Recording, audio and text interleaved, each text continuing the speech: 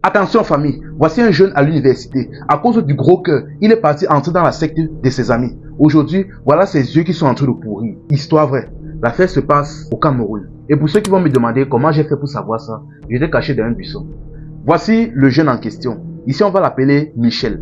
Michel est né dans une famille pauvre, mais par la force des choses, il a réussi à entrer à l'université. Bon, pour pouvoir donc s'occuper de lui-même, il était obligé de faire des petits boulots par-ci, par-là. Pour faire ça, c'était un chantier-là. C'est-à-dire quelqu'un qui faisait tout et n'importe quoi, un débrouillard si vous voulez. Il faisait un peu de tout pour avoir un peu quelque chose, pour se gérer. Sauf qu'un jour donc, il en a eu marre. Bon, dans l'université où il était là, il y avait un groupe de jeunes là.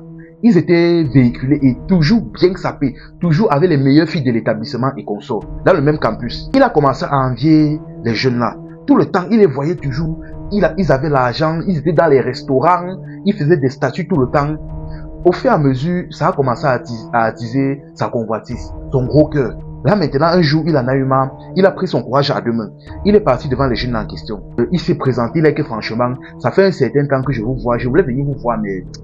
Bref, j'ai pris mon courage à deux mains pour venir vous demander, vous faites comment pour avoir votre argent? Et je ne sais pas si vous pouviez me mettre dedans, parce que là, je suis là, ma vie ne donne pas. Je n'arrête pas de faire des chantiers et conso, mais ça ne donne pas. Mes projets, quand j'essaie de lancer, même ça ne prend pas. Donc, je ne sais pas. Si vous avez un secret ou si vous êtes dans quelque chose, mettez-moi dedans. Un des jeunes là, regardez, Michel, il a dit que bon, si c'est... Bon, nous, il a essayé un peu de l'embrouiller, il a dit que non, nous on gère certains business, ceci, cela, on ne sait pas si tu vas supporter. C'est là où son ami à côté a dit que non, attends.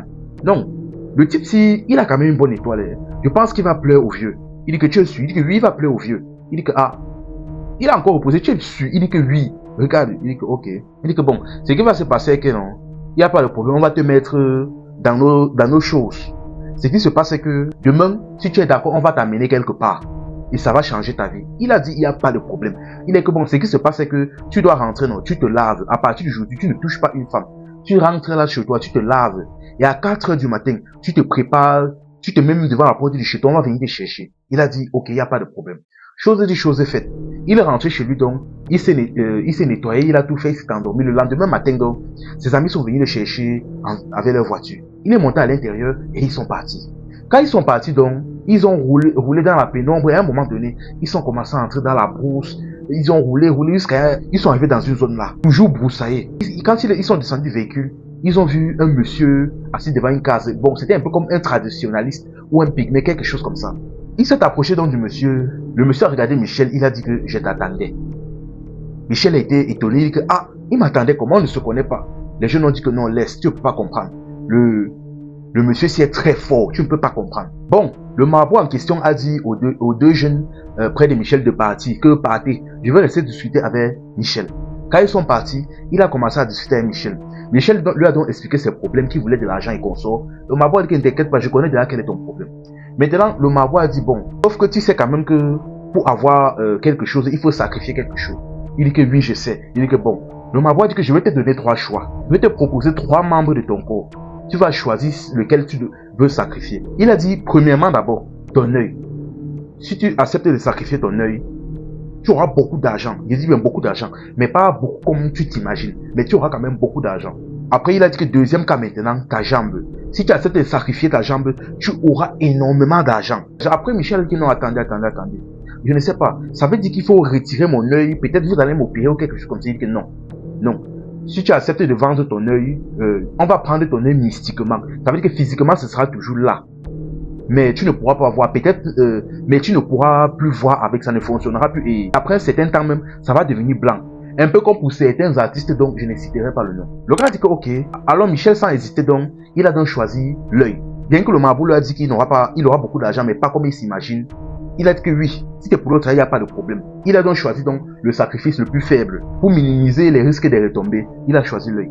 Bon, le marabout a donc fait quelques incantations, rituels et consorts et... Bref, quand il a terminé, il a dit que rentre. À partir de là maintenant, d'ici quelques temps, tout ce que tu vas faire va marcher. Tout ce que tu fais va te donner de l'argent. Même si c'est quoi, tu vas gagner de l'argent. Il a remercié le marabout, il est parti. Qu'en partant même, il a remercié ses amis. Là, il a commencé à avoir certaines relations avec ses amis et ils ont commencé à traiter ensemble. Quelques temps plus tard, donc, juste pour tester, il s'est mis à faire certains business au hasard, juste pour jouer.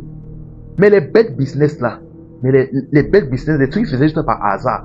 On commençait à lui donner énormément d'argent. Lui-même, il n'a rien compris. Il faisait des trucs sur un coup de tête. Ça marchait, ça lui envoyait, ça lui donnait de l'argent, des millions. Là, maintenant, sa vie a changé. Pendant les 6 mois qui ont suivi, il était dans le luxe, le confort. Donc, sa vie avait tellement radicalement changé. Mais il y a une chose quand même qui l'intriguait et qui l'effrayait. Vu qu'il traitait maintenant avec ses amis, il voyait un peu leur vie. Il s'est rendu compte que malgré le fait qu'ils avaient énormément d'argent, plus d'argent même que lui, il ne construisait pas. Il ne faisait pas de business solide. Il n'investissait pas rien. C'était toujours les voitures, l'essence, les femmes, les boissons, les charters, position appartement. Il n'investissait jamais. Il ne construisait jamais. C'était toujours les fêtes. Tout. Il n'arrivait pas à comprendre ça et ça l'intriguait. Là, lui de son côté quand même, il envoyait de temps en temps de l'argent à sa maman, mais il n'en envoyait pas trop, de peur de les effrayer, de peur peut-être de donner des soupçons à sa mère, de les effrayer. Un jour donc, sa maman l'a appelé comme ça du village. Elle lui a dit, mon fils, c'est comment? Elle dit que mon fils, mais j'ai une question. Elle dit que j'ai fait un rêve bizarre. Est-ce que tu es entré dans quelque chose de bizarre? Il dit, là, il a été effrayé. Il a dit que non, il a dit que non. Je suis entré dans un rêve bizarre. Qu'est-ce que tu racontes? Il a dit que mon fils, pardon, dis-moi la vérité. Si tu sais que tu es entré dans quelque chose, pardon, viens me retrouver ici au village. On traite ton problème à temps. Pardon. J'ai un mauvais pressentiment. Mais malheureusement, il a continué à nier. Quelque temps plus tard, donc, pendant qu'il dormait, il rêvait qu'une femme, il était dans un endroit où il y avait le feu.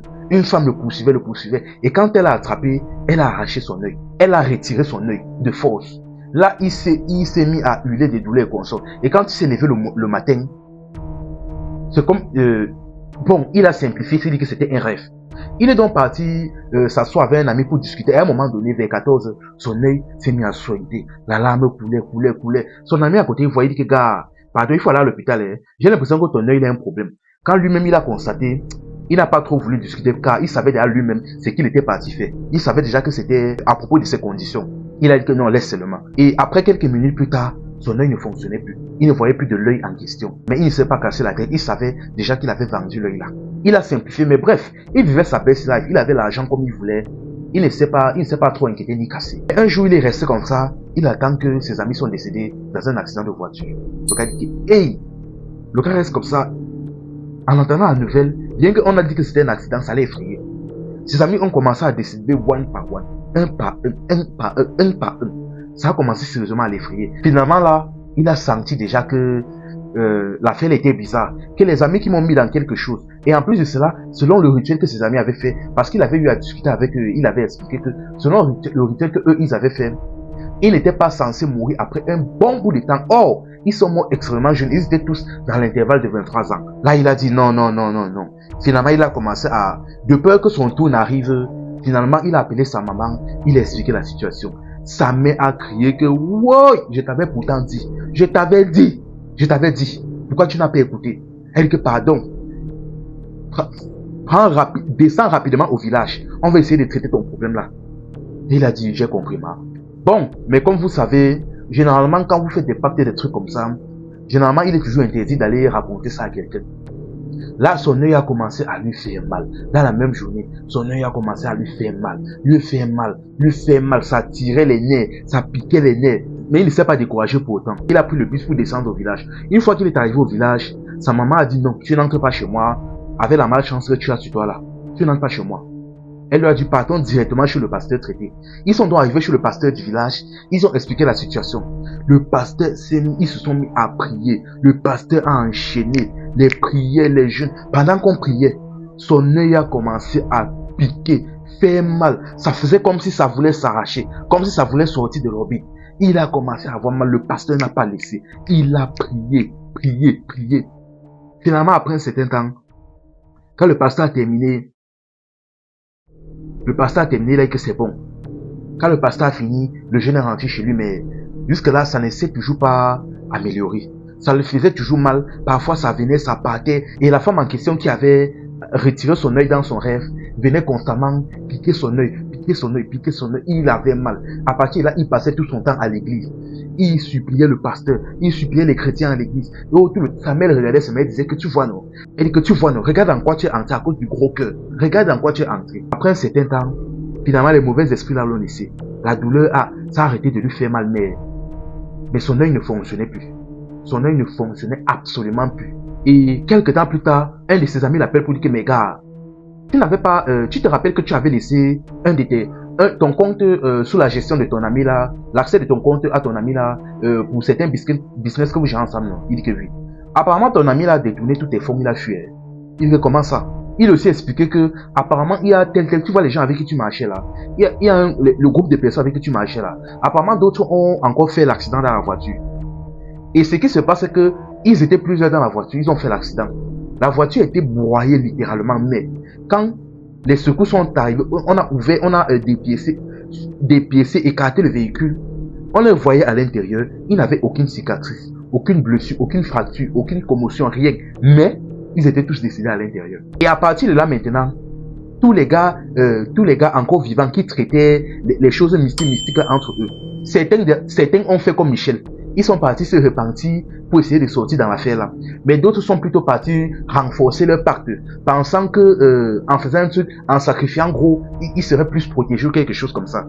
Aïe Seigneur. Mais à partir de là maintenant,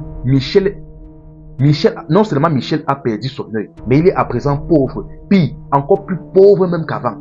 Donc finalement même il a perdu son œil pour rien. Voilà pourquoi on dit souvent, ne faites pas confiance au diable. Ah, franchement, l'histoire l'a fait pitié. Franchement, la famille, la convoitise, le gros cœur, pardon, contentez-vous de ce que vous aviez. Sa vie n'était pas bizarre, il ne manquait de rien. C'est juste le gros cœur parce qu'il en voulait plus. Il faisait ses petits boulots, il avait quand même quelque chose, il mangeait cela. Mais à cause du gros cœur, la convoitise, regardez dans quoi il est entré. Ça fait mal, ça fait mal. Enfin bref, la famille, si vous voulez quelque chose, demandez encore à Dieu. Demandez à Dieu. C'est la seule personne, le seul être qui vous aime sans condition, qui va vous donner sans condition, sans sacrifice bizarre. Ah, franchement, c'était info et amusement, la famille. Ici, on s'informe et on s'amuse.